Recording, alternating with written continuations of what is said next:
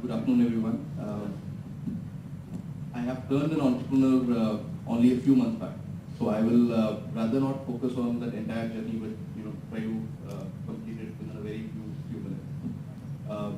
Like I guess most of you, I come from a regular middle class family, so focus was all studies. Becoming a chartered accountant was sort of the biggest achievement of my life, and in that excitement, I rejected the very first job which was offered to me. They said that they will offer me a 1.9 lakh salary per annum. It was a financial services company, one of the global majors, and they wanted someone to do the accounting for their finance. I said no, I'm a chartered accountant, and I'll not accept anything less than 2.4 lakhs. And at that time, because it was just setting up, the CEO of the company was the person sitting across me and saying, you know what, we are one of the Fortune 100 companies. If you work with us, you have a growth path, you have all of that. And I said, no, nothing doing. I'm a CA. And I need 2.4 lakhs. He said, the best I'll do is 2.2. And I said, no, I'm a CA. I'll not do it. And I walked away. A year and a half later, I accepted my first corporate job with Nicholas Piramal at 1.8 lakhs. So that was sort of the first learning in my life, that you need to sort of always take a step back and figure out the big picture. And that stayed with me all along. Life has been kind after that. Nicholas Piramal was a great organization. Although I had a very short stint with them, I was able to learn a lot. And I quickly realized that what we learn as in the books is not exactly what you end up doing in the real life. After that, the best thing which happened to me in my career was the next job, which was with Patni Computers. And it is in this job that I got the opportunity of 2 or 3 different things. I graduated from being an accountant to a person who understood what leads to that accounting. Right? So you need to understand what is business, and accountancy is only a representation of that. It has to be done accurately, but it is a representation. This job also helped me, gave me the opportunity of actually traveling abroad to multiple locations, and because I was a part of the corporate development, it helped me in understanding how different entrepreneurs think about their business, and how would someone react if I go up to them and say, why don't you get business to me? And you would get various kinds of reactions depending on at what point they are in their life cycle. We also very quickly understood that such a concept is very well accepted in the US or some of the Western countries, but try doing that to an Indian entrepreneur, right? He'll probably, if he's kind, he'll not hit you, and he will ask you to walk away. And I think slowly, it's only in certain industries like IT industry that we find such opportunities exist, and people are willing to discuss that. But you don't find that in very many businesses. And that also points towards the fact that Indian entrepreneurs are a lot more passionate, and they build businesses to last. They build businesses not just for themselves, but for the next generation, and hopefully hoping that the next 10 generations will continue that. But everybody has an aspiration of being the next Ambani and being the next Tata. And since after that experience, I sort of started understanding and respecting the spirit of entrepreneurship, and at some level started having the thought of doing something similar on my own. Again, from there I got a chance to work in the M&A field, a bit of private equity, debt syndication. So in the current, in MPA Financial Services, the company that I am working with as one of the partners, they made me an offer I couldn't resist. They basically said, you're making so much salary, right? I'll give you the same amount of money, but then you'll have to earn it. You will get that salary only if you make the profits. And I said, great. I can sustain where I am. It's a good lifestyle, and I can make money on my own. So the first 1 year, we made no money, and I quickly realized again that what is necessary is not just the fact that there is a comfort level. So the point that was just made is that you have to be 100% there, and you have to focus in terms of customers, in trying to understand what your customers need, how are you delivering. All the points that all the eminent panelists have made today are very relevant. So I will not go delve into those.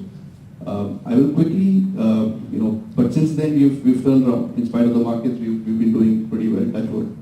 And and so our organization is growing now. What has helped is the fact that I was a part of a large organization and they were able to sustain through. But with something similar on your own, you need to get your finances right, you need to have your cash flows right. So what I'll do is I'll just take a few minutes and focus on finance as a subject and the different sources that you can tap into as you scale your business. I guess everybody would know that finance can typically be classified into two categories. You would have debt and you would have equity. Debt is something which is available in various forms through various sources. There are banks, there are NBFCs. In India, there's a large informal flow of lenders as well, and typically comes against some kind of security. Equity, on the other hand, does not normally carry a security associated with it. Equity is again classified by the different times in which you can access this. Any business, when it starts off with the capital being infused by the entrepreneur himself, and he takes that risk. He's the first person to back himself up, and he starts that business. Moving on from there, as your organization grows a bit, there's some there's an ideation stage investment, which is as you rightly said, angel investors. Beyond angel investors, there's something called growth capital. So you have venture capitalists who come in. As your organization grows further, there would be different investors would be able to back you up just before you're going IPO. So there's pre-IPO transactions that we keep reading about. There's private equity which happens at that stage, and then there are late stage investments where investors who would be willing to maybe acquire parts of your businesses and grow them, or invest in your company for it to grow beyond that.